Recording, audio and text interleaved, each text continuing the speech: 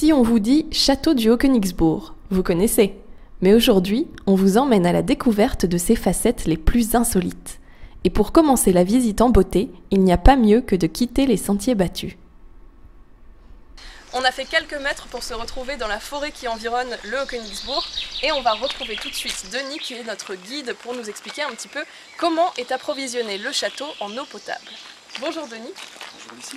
Vous allez bien? Vous aussi. Alors oui, très bien, merci. Et vous nous expliquez qu'en fait on est dans un endroit un petit peu particulier puisqu'ici on est à la frontière entre le Bas-Rhin et le Haut-Rhin, c'est bien ça? Voilà, le chemin que nous venons de fouler, en fait, il se situe précisément à la frontière entre le Haut-Rhin et le Bas-Rhin.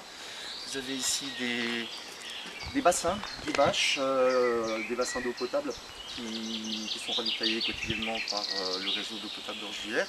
Mais de l'autre côté du chemin, eh bien, on trouve station de captage et de pompage qu'utilise le château du Haut-Königsbourg, et ces deux stations, ces deux pavillons se trouvent bel et bien dans le Bas-Rhin. À l'intérieur de ce bâtiment, une source fait teinter sa jolie mélodie. Mais pour comprendre sa fonction, un petit point historique est nécessaire. Le château construit au XIIe siècle fut abandonné dans les années 1630 avant d'être offert par la ville de Sélestat à Guillaume II en 1899. C'est lui qui entreprit de rénover le château pour lui donner toute sa splendeur. En fait, cette source était présente depuis très longtemps dans le massif, mais qu'on l'a utilisée seulement à partir de la rénovation du château.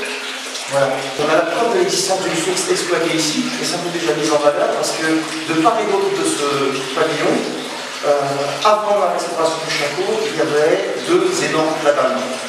Des platanes dans la forêt de Sélestat, ça ne vient pas naturellement. Donc on peut imaginer que le promeneur, on laisse s'y ravitailler en eau, s'il peut ravitailler pendant leur pérégrination au Königsbourg. Lors de la rénovation du château, cette source est l'unique point d'approvisionnement du chantier et le demeure jusqu'en 2013, date à laquelle le réseau d'eau potable d'Orschwiller prendra le relais. Mais ce havre de paix secret garde ses fonctions puisque les pompes à eau qui le jouxtent sont, elles, toujours en activité à la croisée des routes entre le présent et le passé. Alors nous sommes dans la salle des machines de la station de pompage du château. Aujourd'hui s'y trouvent des pompes modernes, des pompes électriques. Mais dès 1902, il y avait ici des pompes qui fonctionnaient à l'essence. Des pompes qui ont été utilisées à peu près justement dans les années 1960. Voilà. Mais quittons désormais la forêt pour retrouver les locaux administratifs du château. On se trouve à présent dans l'antre des guides qui viennent chercher ici toutes leurs petites histoires et anecdotes à expliquer aux visiteurs, c'est bien ça? Exactement. Dans les locaux administratifs du château, donc, il y a un fonds documentaire conséquent avec à la fois une bibliothèque, évidemment évolutive. On acquiert régulièrement des ouvrages nouveaux portant sur l'histoire de l'art, l'architecture, le mobilier, l'armement, des alsatiques également. Et puis il y a également ce qu'on appelle donc, le fonds Fuchs, donc un fonds documentaire propre au château, avec des documents d'archives le concernant, notamment des études archéologiques, des études concernant le mobilier du monument, des inventaires anciens, des inventaires un petit peu plus récents. Et donc c'est vrai que les services de médiation culturelle du château, à savoir l'offre culturelle permanente et le service éducatif, viennent ici et puis des informations très utiles pour la conception d'ateliers ou de visites thématiques.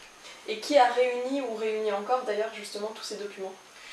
Alors ce fonds a été initié par l'ancien conservateur du château, Monique Fuchs, qui est aujourd'hui conservateur du musée historique à Strasbourg, mais on continue à verser dans ce fonds des documents qui peuvent nous être précieux.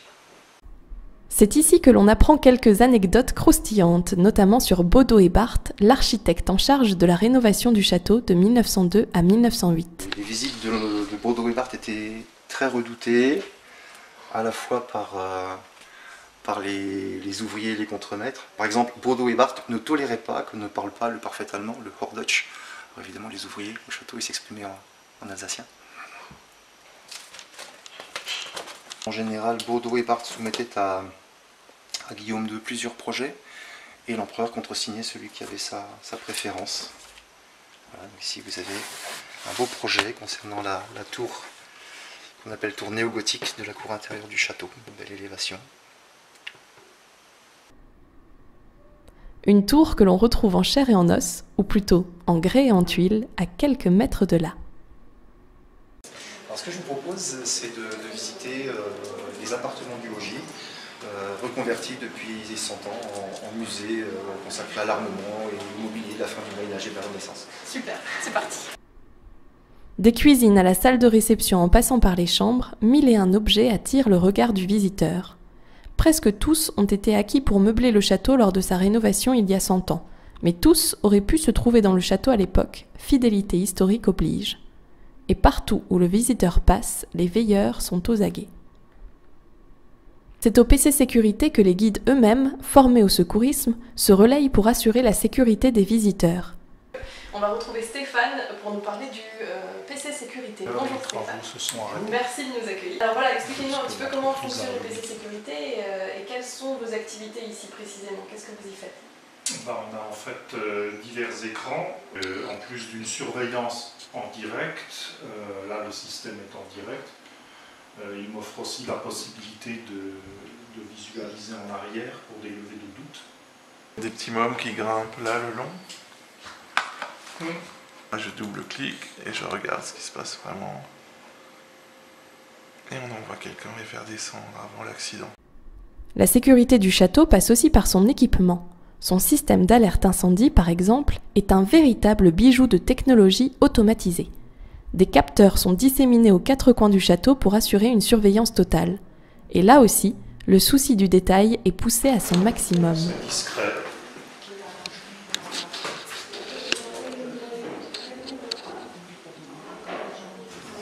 Au Königsbourg, tout doit se fondre dans le décor, et les astuces pour ce faire sont parfois cocasses. Qu'il soit moderne ou antique, le château n'en a pas fini de cultiver son mystère.